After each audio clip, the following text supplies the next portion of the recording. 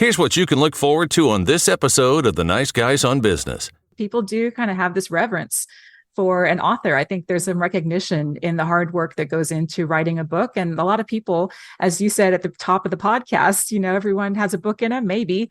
But I think a lot of people just look at the task of writing a book as so daunting and something that it's on the bucket list, right? But can they really do it? So when they meet someone who's done it, and you just kind of elevate them to a different level. Life moves pretty fast. You don't stop and look around once in a while, you could miss the nice guys on business. I'll have what the nice guys on business are having. Go from where you are now to where you could be.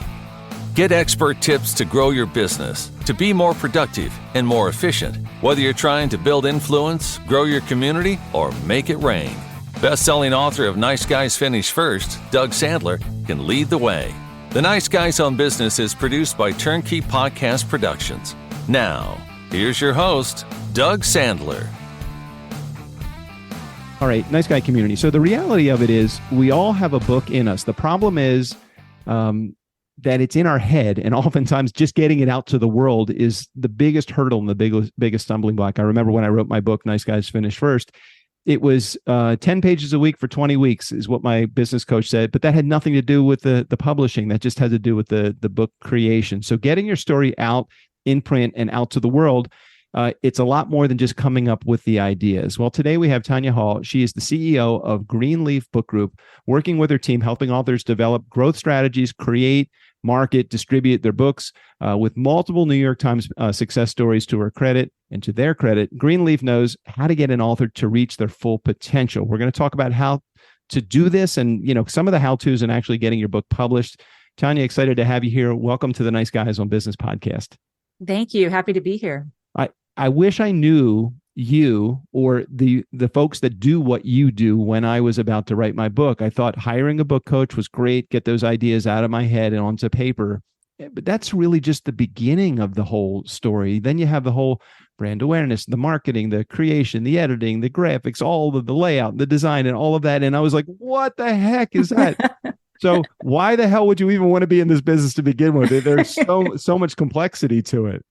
That's probably one of the number one realizations that our authors have. It's if it's their first time writing a book and they get knee deep into the process and they stop and say, geez, I had no idea there were so many moving parts, so many decisions to be made, especially when you're in a collaborative model like ours. And we do need them to make input and make some creative calls and so forth. So it's funny in my book, Ideas, Influence, and Income, I start off the entire book with a scenario just like you described, where when I sit on a plane and people say, what do you do? And I tell them I run a publishing company. This is the exact conversation we have if they've written a book. Oh, wish I had known someone like you, back in the day. Well, the biggest challenge that I had really was, I didn't discover the challenge until after I had written the book, and it was all of the stuff, and then I started shopping publishers. I remember after the creation, now we got to start shopping publishers. And I ended up going with some hybrid publisher that's out of business now. But at the same time, what was challenging to me was it wasn't just the ideas, getting them out on paper. It was everything beyond that. It was the marketing. It was the hiring a publicist, to not hire a publicist, getting on the bestseller list. Do I have a program that's involved? All of those things. Now, are you someone that went through the struggles and thereby created a company because you knew what all the struggles were, or were you someone that was already in the publishing business and are working with people that are just experiencing these discoveries now? It's both of those things, but in the reverse order. So, oh, okay. All right. Yeah, I've been working in this business for almost 20 years. And so I've seen enough experts and thought leaders go through the process that, by being a business leader, you put an ear to the ground and you realize here's a need. They haven't figured this out. They're dropping the ball here. And that's how we slowly develop such a vast suite of services to create websites and provide branding and going above and beyond what a typical publisher would do. And then in 2018, after years of nudging from my staff saying, Tanya, why don't you walk your talk and write a book? Mm-hmm. Then I went through that process myself and experienced it firsthand and learned all the things that the author goes through. So that's, super valuable as a business owner to be able to actually sympathize with your client, not just empathize, because now I can say, I've been there, I get it. I fired a publicist too. How do you know, as a CEO of an organization with Greenleaf, how do you know where the services begin and end? I think about podcast production, which is my main focus of my business. My Nice Guys on Business podcast is a marketing tool for my business itself, because people are like, well, if you don't have a podcast, how can you be a podcast producer? Well, I think 1,450 episodes plus 5 million downloads later, I think that we've earned the right now to say, we understand we're eating our own dog food. We get it. How do you know, though, where Greenleaf services begin and end? Because there is so much complexity within your space. It's not just about putting words on paper. There is so many other things. And we talked about it right before I hit record. How much do you get involved with the marketing side, and how much experience does your author or the person that wants to write a book have to have before they enter into your world? How do you know, as a CEO, what's the ideal mix of services to offer your clients? That's something that we've definitely learned the hard way, and by speaking and working with tons and tons of authors over the years. So we like to use the joke internally that you will date production, and you will date design, and you will date marketing even, but you'll marry distribution. So in a way, there's parts of our business that never end. There is no end to that distribution relationship, because the book remains out in the retail world. And it's a truth, unfortunately, that at some point there's a bell curve for most books. And if the author isn't willing to go out there and drum up some interest in the book, there's not much of my distribution team can do. We don't go knocking on Barnes and Noble's door to say, hey, remember this book from 5 years ago? You want to give it another go? So, it's a different relationship at that point. But in that part of the business, the relationship is ongoing. With the other areas, you're right. It's sometimes difficult to control that scope creep. And so we've got a fantastic operations team that has just done their darndest to put some parameters around what a service really involves. And then guardrails. Yes. And then just as important, empowering the team to raise a hand when we're starting to really get beyond that, to say, I'd love to help you on this front, but that's a different level of service that we need to talk about. Who makes for a good author, and let's talk about the other side of it too. Who makes for a really crappy client? I'm going to get myself in trouble here. No, nobody listens to the show. It's fine. Well, the good author part, that's easy. That's certainly my dream author is somebody who comes in with an established platform, with great content, with a willingness to roll up their sleeves and get involved in the marketing, and someone who's collaborative. That's really important to us.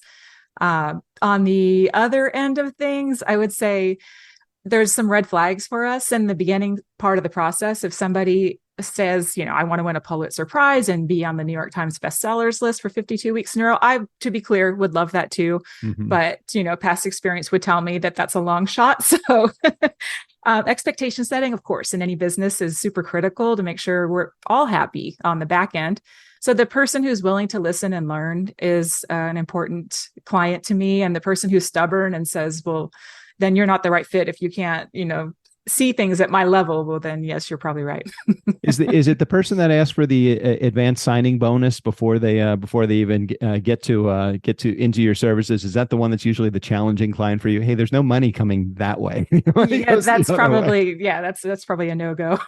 Well, I think about it, and I think about podcasting for a moment, because I'm a podcasting hammer, so everything looks like a podcasting nail to me. All of my clients, or many of my clients, as they approach me with the idea of Joe Rogan, Tim Ferriss, Tony Robbins, and I'm sure there's a lot of people approach you with the idea of Stephen King, Stephen Covey, the big names in Scott Turow. It's like, okay, but the reality of it is we're normal people.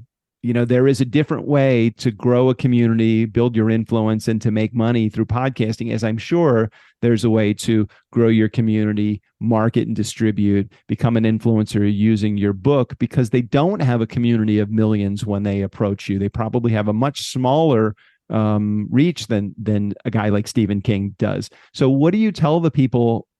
What's the reality of book publishing? You're going to publish a couple hundred books. You can't say that to somebody because you'll never have a client. So what's the reality of book publishing for people that join you?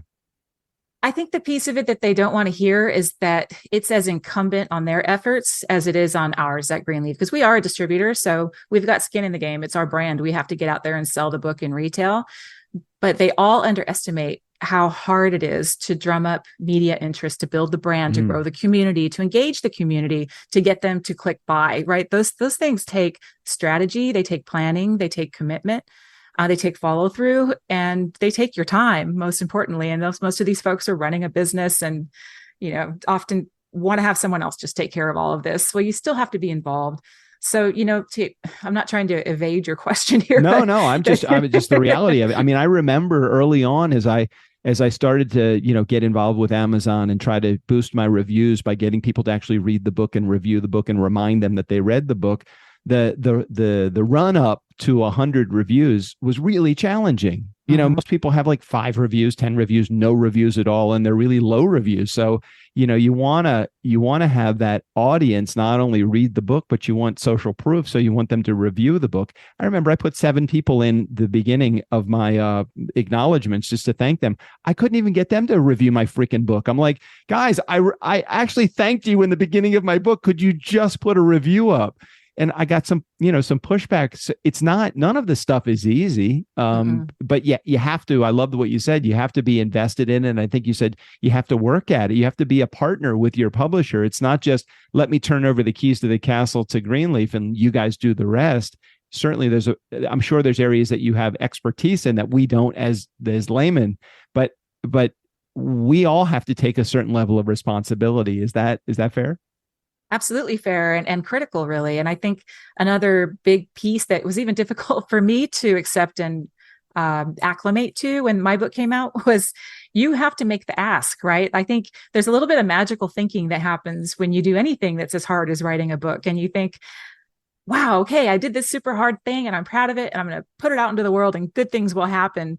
But the reality is it's too competitive and they won't happen unless you make them happen. So for instance, I had to get into the habit of whenever someone reached out to me on LinkedIn, which happened pretty often, to say, yeah, I read your book. I picked it up at just the right time in my life. It made a difference. And I just wanted to thank you. In the beginning, I was like, that's awesome. Thanks for reaching out. I appreciate you. And then I realized I need to add, would you take a moment to review the book on Amazon? Oh my God. Yeah. Yeah. It's kind of like, again, podcasting, I come back to it. The reason we have 400 plus reviews and I think 800 some odd internationally is because we make sure that especially our guests, hey, look, could you rate and review the show? If your guest isn't going to rate and review the show, then who the hell else? Certainly it's great, but my audience is anonymous. I don't know who the hell they are out there. I hope that they would rate and review the show, but we have to take some level of responsibility in doing this. And it was I remember going to shop publishers in the very beginning, and one of the early on questions that the publishers would ask is, tell me about your community. And I'm thinking, me tell you about my community? Shouldn't you be telling me who you're going to promote this to? And the reality of it is we all have to do the job in marketing. We have to build up. We have to have a launch team. We have to have people that are helping us all along the way. And I'm assuming that your team kind of helps you make sure that everybody is kind of working together to make it all come together. Definitely. And I often talk about that book sales phenomenon in the sense of there are 2 sales that happen. Our industry is such a quirky one because books are sold returnable. So effectively it's consignment, right? So the first sale that happens, that generally is incumbent on the publisher. That's us pushing it out into the supply chain, getting it onto retail shelves and in the libraries and all these other wonderful places you want to see it.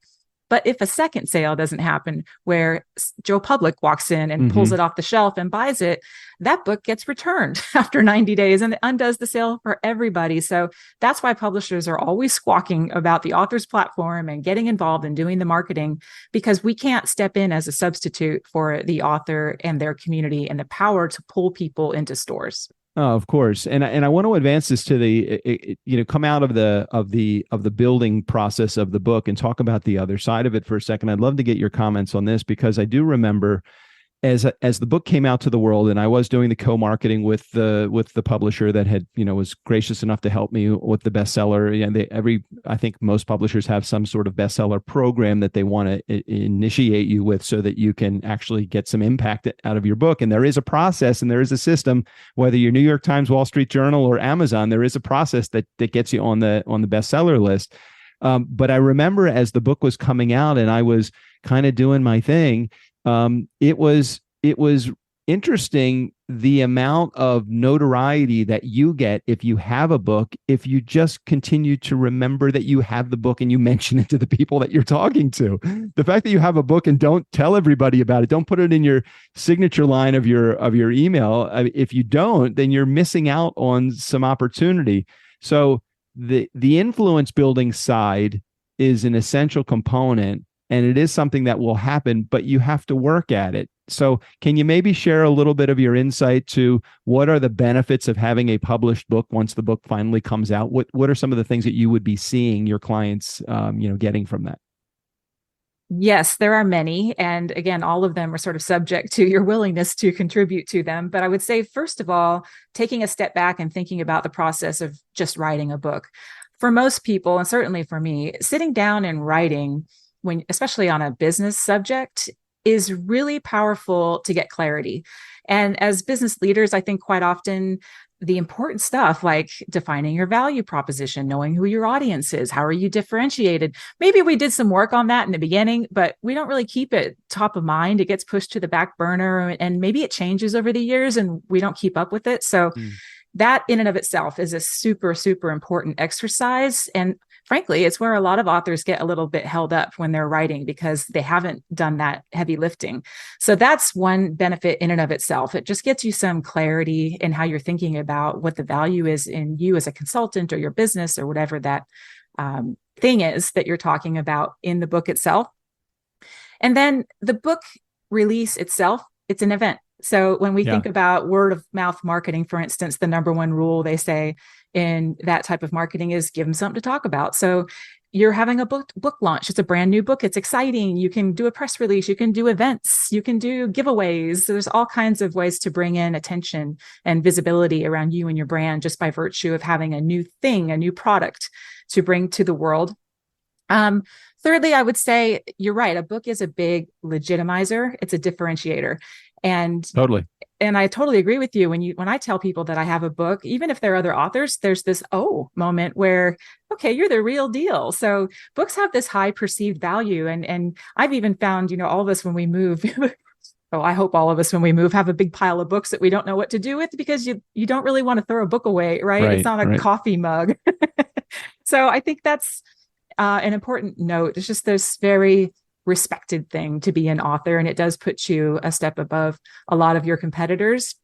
And then lastly, it leaves you with a physical product. So if you are in a situation where you're calling on people and you want to leave something behind, you have the book. Or the flip side of that, if you're prospecting and you can get that book in front of people, maybe it's through airport distribution, they read the book, they pre-qualify themselves and come knocking on your door ready to go and sign. Like, that's a beautiful thing. I don't want to underestimate or undersell the idea that when you have a book, and Nice Guy community, I'm talking directly to you that are out there. There's somebody that has an idea in their head that just hasn't formulated enough of the ideas to put it together in a book. Now was the opportunity for you to do that. Greenleaf is a great resource to use for this. When you have a book, and I'm only speaking from my own personal experience, you set yourself up beyond where your competition is that doesn't have a book. So when I was a professional speaker early on, when I had this podcast back in 2015, when we started it, and my book came out at the same time that my podcast was launched, I was using the book as my kind of like my entry ticket to get into so many offices that I couldn't have gone into. Then when you sell, let's say, a keynote speech for $5,000 or $10,000, or even you give away a keynote speech, but you have one caveat, here it is, you have to purchase a book for everybody that's in your audience. All of a sudden, now you have 100 people that are or 50 people or 20 people or a conference room full of people. It doesn't really matter. When you have that sort of, you're walking in and you have instant credibility when you have a book. It's really the funny thing, because I didn't have any more credibility or less credibility before or after I wrote the book, but there is a perceived level of credibility that you have And that's just and you probably see it every day.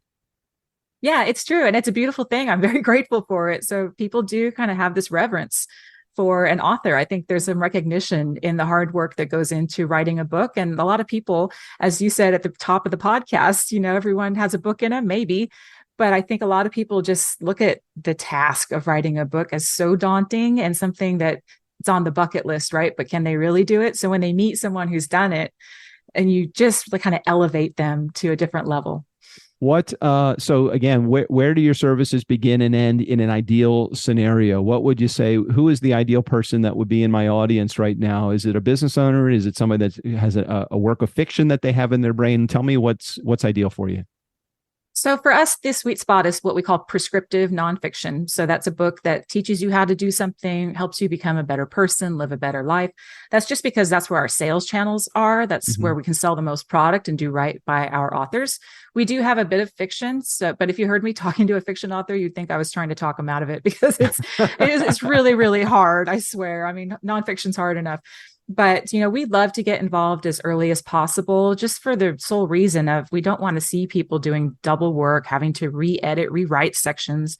So if someone just has even an outline and sample chapters, we can look at that and say, we've already identified some holes, or here's an area where you've kind of created some redundancy, or this flow doesn't quite work. Let's try this.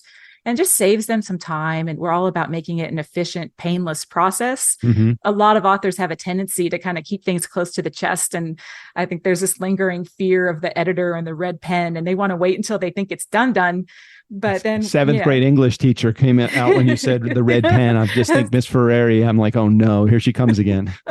I think that's the case for a lot of folks, and really hope that they can kind of move past that and see the editor and the publisher as their ally in this process, and someone who's really a proxy for the reader, right? They're representing what the end user will benefit from in reading that book. When someone says yes, hey, I'm interested in moving forward, to the time they actually see their book out on a shelf or online, I know it's hard to say because there's so many variables that are attached to it, but what would you say typically is the time frame? Oh, yeah, it does vary. My pat answer is editorial plus 9 months if we're going for brick and mortar distribution. And that's only because we pitch Barnes and Noble and the airport accounts and all of those folks 6 months ahead of pub date. That's their rule, not ours. I hate it as much as you do. Right. But if we're using a print on demand approach where we get to bypass all of those retail channels because we're just selling it in a digital approach, obviously that's way faster. So I'll say editorial plus maybe 4 months. There are ways to do it faster than that. I would argue against it. In most cases, an author in a hurry doesn't have a really valid reason for being in a hurry, except that they're just like done with it. But, shotgun publishing is dangerous. You leave a bad product out there, it's really hard to remove it from the internet. And it's this kind of mark against your brand. So I would be very wary of shotgun publishing. And what's interesting about what you say is, you're right on point. I mean, it was 10 pages a week, 20 weeks. So it took me 20 weeks to write my book. And then everything else came beyond that. And it was probably somewhere between, let's see, I started in the beginning of summer of 2015, and the book was out by March of 2020. So it took me, about 9 months to put all of that or so to put that all together. And I think that that's right in line. And that was just a print on demand. I wasn't going for any. It would have been great to be in Barnes and Noble, but that's not what I was looking for. I was looking for a high-end luxury business card that I could hand out to all of the offices that I was going to walk into. And for those in our community, if you're interested in that also, you don't have to be in Barnes and Noble or even on Amazon in order for you to be a successful author. You can even print your books and use them as your calling cards. It just depends on what you want as the goal. And I'm assuming there's some goal session that you guys have at the beginning of your relationship to determine, what direction you guys want to go with people's books. 100%, because just as you just noted, that decision also has implications on things like the length of the book. So if we're not going to be pursuing retail distribution where there's merchandising rules around how big, not rules, but really realities about how big the book has to be just to have a physical presence on the shelf, well, that's going to dictate a certain length of book and probably a more extensive editorial process. Whereas if you just said, Tanya, I don't even care about book sales, I just want to leave something behind. Well, in a way, that's a lot of fun because we can do something really creative. We don't have to follow the rules for retail distribution. And it just kind of changes the landscape of how we approach production. And then you have guys that are complete rule breakers like Dr. Spencer Johnson, Who Moved My Cheese. He's got like a 60-page book. You can read it in about an hour and a half, and that thing has sold millions and millions. A 1-minute manager, it's another example of a book. You can break rules, but I'll tell you, it's easier on your first book to follow all the rules. It probably goes a lot smoother for not only you as the writer, but for Greenleaf or your publishing company to be able to get you what you think. So before I hit record, one of the things I asked you was, what would be a win for Greenleaf? So what do we want to be able to accomplish? Talk to my listeners directly. Let them know what you want them to do, and let's see if we can move the needle a little for you. Yeah, great. I would say, anybody who's even thinking about writing a book right now, if you reach out to us, let's see if we can help, if we're a fit in helping you develop the manuscript and take it to market. Greenleaf in particular is very strong in the business community because we run the publishing imprints for Inc. magazine. That's an Inc. original, and Fast Company magazine, Fast Company Press. So we have these really interesting partnerships with those magazines that bring extra access to a very critical audience. And I'm always happy to explore that fit with authors. And then if you already have a manuscript or even a book, we are a publisher and a distributor. So we do sometimes take on books that are post-production, as we say. And if we think we can sell them, we drop them into our distribution system. But most authors come to us with either a manuscript or the beginning stages of a manuscript so that we can, as we talked about earlier, come alongside and help shape that so it's best for both parties. So again, Nice Guy community, if you're out there and you are thinking about doing this, now's the time to pull the trigger. Get it to come to reality here. Greenleafbookgroup.com. I'll make sure I put a link in the show notes. Tanya, thank you so much. Any final words or anything I'm missing? Anything that I should have asked you that I completely screwed up because I don't have any questions in front? I usually find that the best way to handle this type of conversation is not to actually have any questions, but to actually have third grade curiosity. That generally serves me well. I'm a big fan of the flow conversation. I think it did serve you well. No, I think my only parting words would be what you talked about at the beginning, just to be strategic so that you don't have any regrets. You only launch the book once, and it's important to get all of those ducks lined up so that you can get the most impact out of all of that hard work. Well, Tanya, thanks for being here. Thanks for sharing your message and your company with us. My pleasure. Nice Guy community, never underestimate the value of nice. Again, special thanks to Tanya Hall. All of her information, including access to greenleafbookgroup.com and all of the services. Just go over to their website. They got a whole bunch of cool stuff that's in their blog posts. They actually have a podcast also and a YouTube channel. I'll give you access to that through the show notes as well. Steve O'Brien, go ahead and take us out of here. For the Nice Guys on Business, I'm Steve O'Brien. Don't underestimate the power of nice.